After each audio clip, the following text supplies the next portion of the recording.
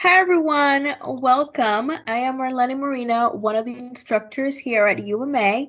In our course this week, we are discussing Blue Cross and Blue Shield. So, in this presentation, we will cover the terms related to Blue Cross and Blue Shield, their purpose, yes, there because they started as two separate plans, and their origin. We're going to talk about their features along with the difference between each and every one of the plans, okay? Blue Cross and Blue Shield health plans began as two separate prepaid health plans. So they were selling contracts to individuals or groups for coverage of specified medical expenses, and this was as long as the premiums were being paid, of course, right? Blue Cross plans, they originally covered only hospital bills, and Blue Shield plans covered fees for physician services. So again, they started out as two separate plans, and one cover hospital and the other one cover physician services. But over the years, these programs merged, and because of the different types of coverages that they had, they increased coverage to include, guess what? Almost all healthcare services. Today, Blue Cross and Blue Shield companies, they provide health plan coverage to Americans in all 50 states, also to the District of Columbia and Puerto Rico. But listen to this, guys. They also provide coverage to those people that are living outside or internationally, that are living, traveling, or working outside of the US. So they are not only caring for patients here or for subscribers here in the United States, but also those who live, travel, and work internationally. The Blue Cross and Blue Shield Association, they consist of independent, community-based, and locally operated Blue Cross Blue Shield companies. And what they do is they collectively provide, listen to this, healthcare coverage to more than 100 million Americans. More than 100 million Americans. Okay, so what they do also is they own and manage the Blue Cross and Blue Shield Association. They own and they manage the Blue Cross and Blue Shield trademark and names. They also operate several business initiatives to support the Blue Cross and Blue Shield companies and pretty much what they stand for. And they also represent Blue Cross and Blue Shield in national forums. So when a provider becomes into contract with Blue Cross and Blue Shield says, this is what I'm going to do for you. This is what I agree to do for you. They're going to do things like make direct payments to them, conduct trainings. They're going to even do some marketing for them as well. So they have conduct regular training sessions for the par billing staff. They're going to provide free billing manuals and newsletters to the participating provider. They're going to maintain a provider representative department, and this is available to assist with any problems that they might be having with the claims or with payments. Very, very important, because remember, one of the things that you want to do, one of the goals of claim submission is to do what? Submit a clean claim. And you're submitting a clean claim, that means that the claim is what? It means that this particular claim is free of errors. So again, a clean claim means that the claim is free of errors. So you need to have those billing manuals. You need to have those representatives that you can call when you have billing and payment questions and or problems. They're also going to publish name, addresses, and specialty of all of their participating provider in a directory that gets distributed to their subscribers and also to other part providers. So this is what? Marketing right there. So when, once again, a doctor or provider, a medical organization, a hospital, they become contracted with Blue Cross and Blue Shield, they say, this is what I'm going to do for you. Now, these are some of the features. Once again, they're going to make the direct payment to the PAR providers. They're going to maintain regional professional representatives, once again, to assist the participating providers with any claim errors, and then provide educational seminars, workshops to keep up, to make sure that the participating provider is up to date on all of the Blue Cross and Blue Shield procedures. So any policies, remember that each insurance company, they can make changes on their billing guidelines, their procedures, and their policies often. So one of the things about getting those clean claims out is understanding what are the individual companies or the individual payers, what are their guidelines, what are their policies, what are their procedures in order to properly code and bill a claim, okay? So now let's take a look at participating provider versus non-participating provider. So we just talked about the features of Blue Cross and Blue Shield. We talked about what they say they're going to do for the participating provider. Now, they're going to have the participating providers certain things that they will have to do. So the participating providers are going to submit the insurance claims for the subscriber. So they're going to submit the claims to Blue Cross for the patient. They also are going to say, or they say that they're going to bill the patients for their deductible, their copayment, and their coinsurance, and any amount based on what that allowable fee. So the participating provider says, when I see your patients, I'm going to make sure that they pay the correct deductible, the correct copayment, and the correct coinsurance based on our contract. The participating providers, they also provide access to provider relations departments for claims of resolution. And they write off the difference between the amount that is charged by the provider and the approved fee based on that contract between the participating provider and Blue Cross and Blue Shield. So this is everything the participating provider says that they're going to do. Now, what about non-participating or non-PAR providers? What do they have to do? Well, let's take a look at that. Non-participating provider means that they have not done what? They have not signed a contract with Blue Cross and Blue Shield. So that's the difference between participating and non-participating providers. So they're expecting, or they expect to be paid the full fee amount for the services that they're doing, or to those patients. I'm not a participating provider. Here's my fee. I expect to be paid in full. But from whom? Who are they going to pay? Who are they going to get that payment in full from? Is it going to be from the patient, or is it going to be from Blue Cross and Blue Shield? Well, remember, they have not signed a contract with Blue Cross and Blue Shield, so they will be expected to be paid the full fee from the patient. So again, the patient pays the provider in full.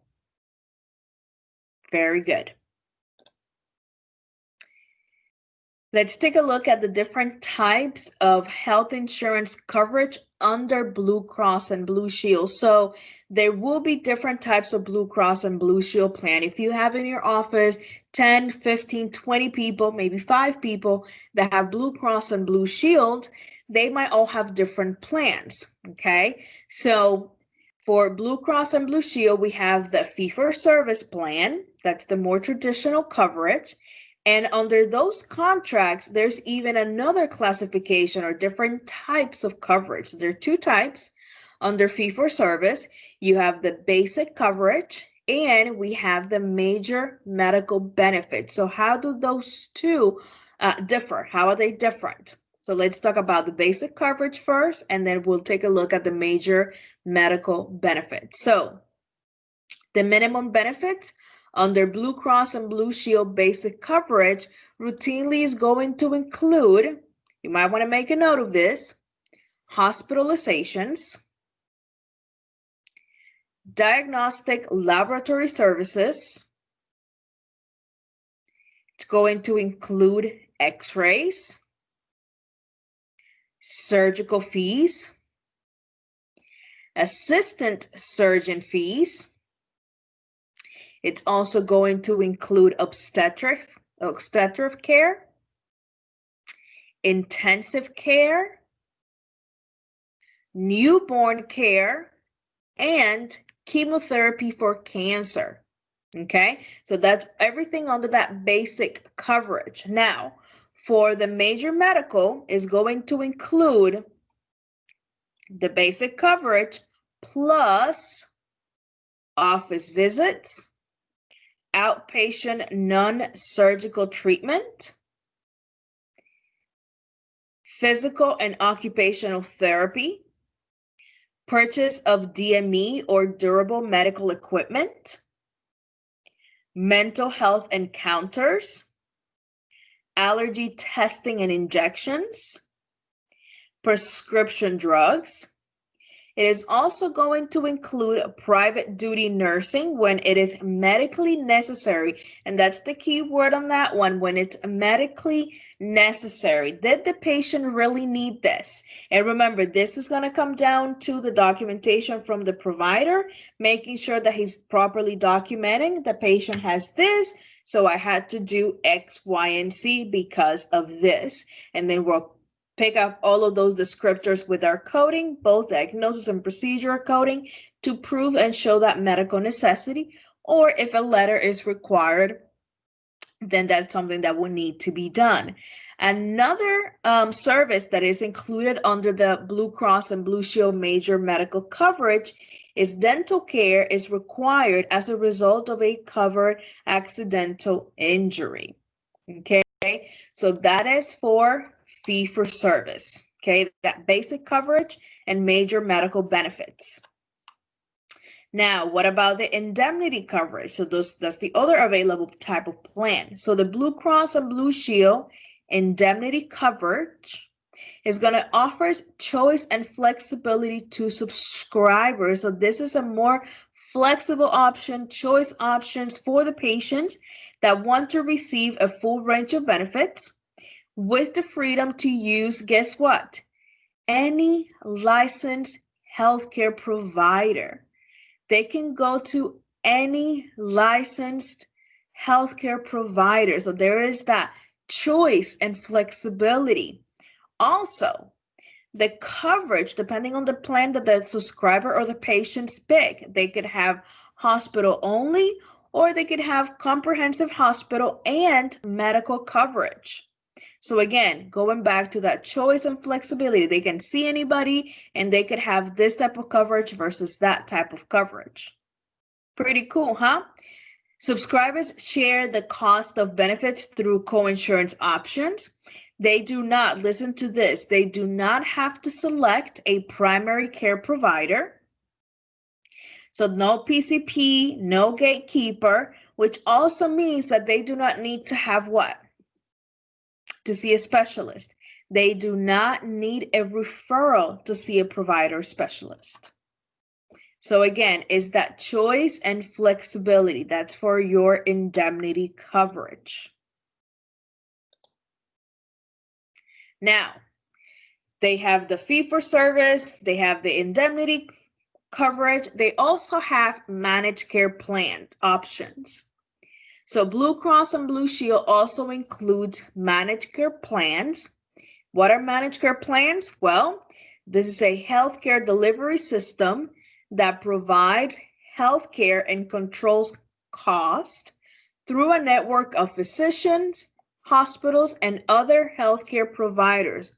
Once again, managed care is a healthcare delivery system that provides healthcare and control cost, and they do this through a network of physicians, hospitals, and other healthcare providers.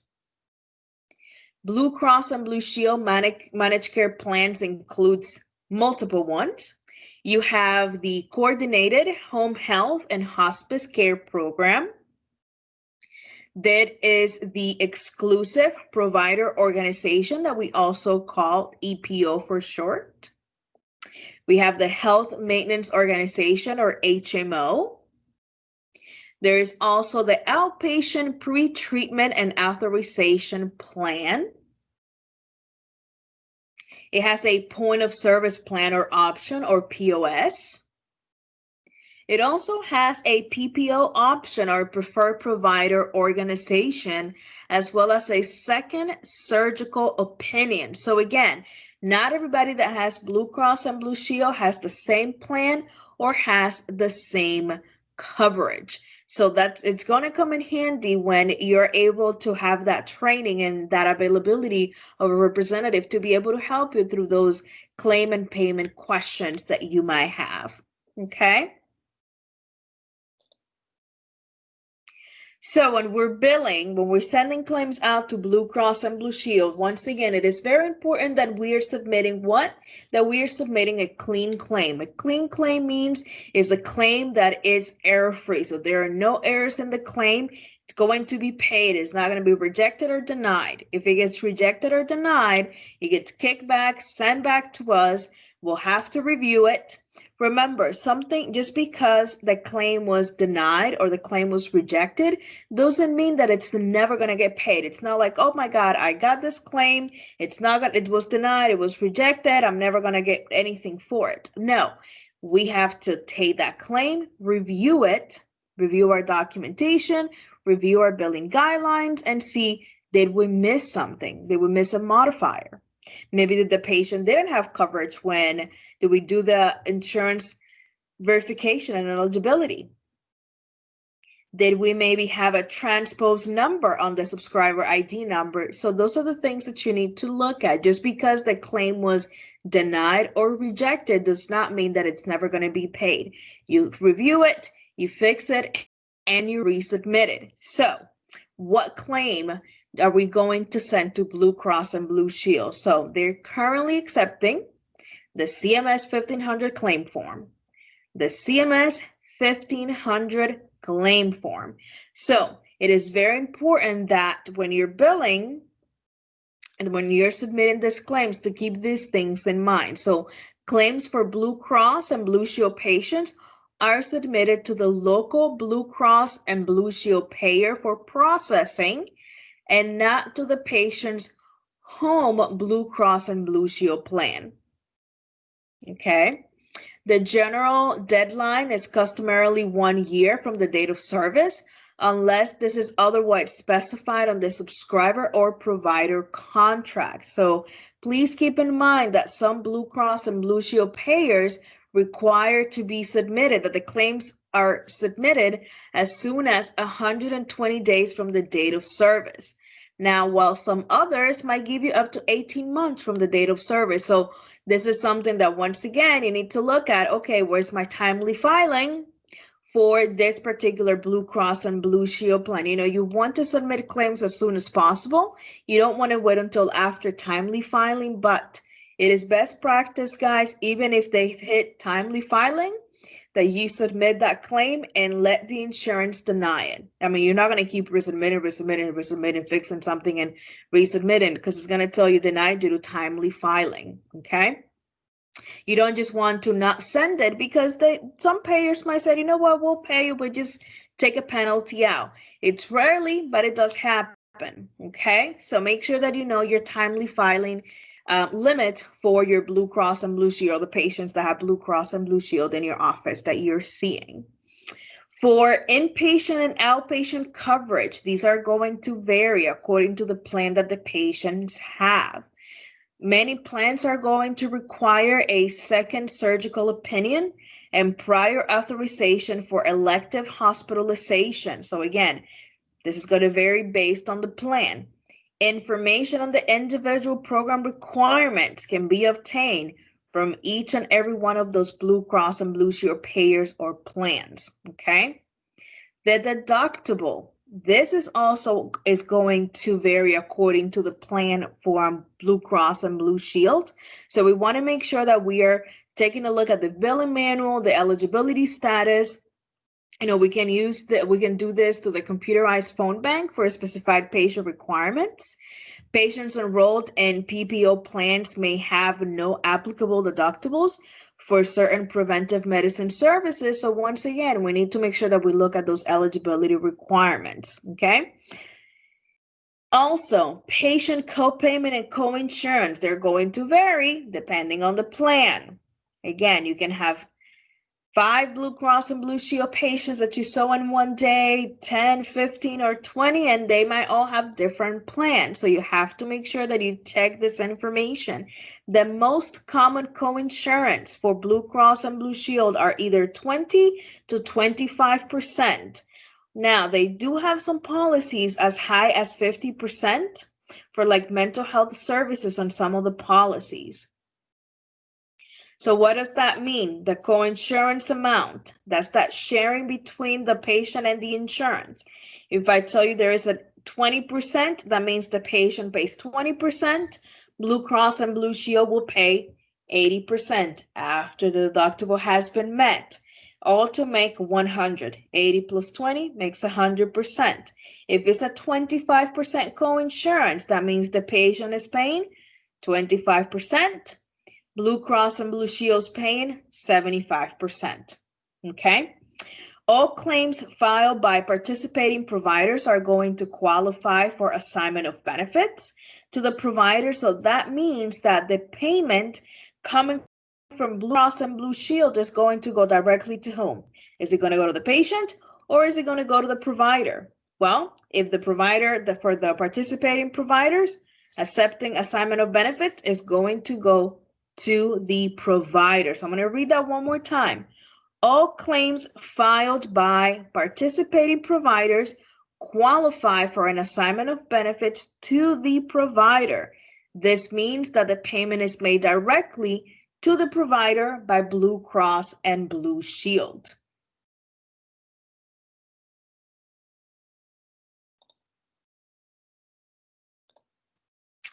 So the objective, guys, of this video lecture focused around the terms related to Blue Cross and Blue Shield, their purpose, their origin, their features, along with the difference between those two plans and the billing notes. And that was really, really important because, we're going to be submitted claims to different payers.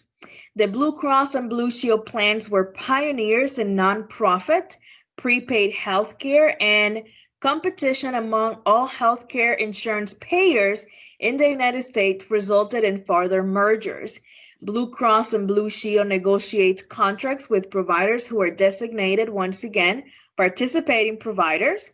These part providers are eligible to contract with the preferred provider network and they qualify for assignment of benefits. So remember, it is important to routinely contact the payer to request their specific claim completion instructions. That way you can ensure that you are doing proper coding and also proper billing of the claims for Blue Cross and Blue Shield. So very, very important, guys. So as you reflect on this topic and prepare to do the rest of the work for this week, make sure to use everything that we discussed today, the links that I have on the screen for you for Blue Cross and Blue Shield Federal Employee Program and the Blue Cross and Blue Shield Association, along with the materials in our reading for this week, also the interactives in our course room, and you can also do some research on your own. You can use the UMA library or you can use some reliable resources like the links I have there for you, okay? And this is going to help you maximizing your learning. So guys, let's have a great class. Let's have a great week. And please do not hesitate to reach out if you have any questions or need any help, okay? Have a great day.